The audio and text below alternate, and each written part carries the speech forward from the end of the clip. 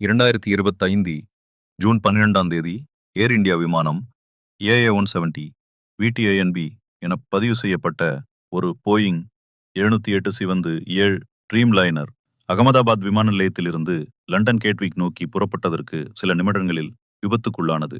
இந்த விமானத்தில் 242 பேர், 230 பயணிகள் மற்றும் 12 விமான ஊழியர்கள் இருந்தனர். விமானம் சுமார் 625 அடி உயரத்தை எட்டியதும் திடீரென கீழே விழுந்து பிஜே மெடிக்கல் கல்லூரி வளாகத்திலும் அருகிலுள்ள ஹாஸ்டலிலும் மோதி விபத்துக்குள்ளானது.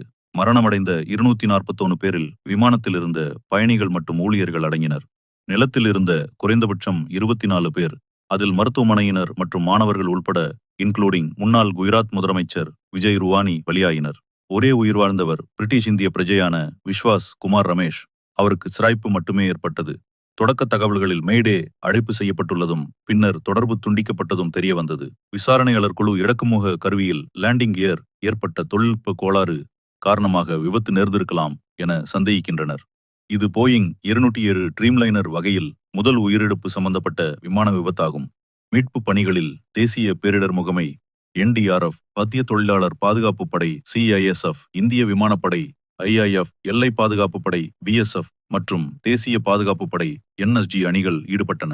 இந்திய விமான விபத்து விசாரணை பிரிவு AAIB தலைமையில் America FAA, NTSB, England AAIB, Boeing மற்றும் GE ஏரோகாஸ்பேஸ் ஆகியவற்றின் ஒத்துழைப்புடன் கூட்டு விசாரணை நடைபெறுகிறது.